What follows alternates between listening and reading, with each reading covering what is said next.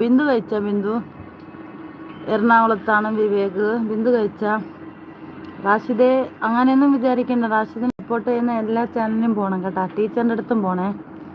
അയ്യോ എനിക്കതോ ടീച്ചറിനെ വഴക്കുറേ അങ്ങനെയൊന്നും പറയലേന്ന്.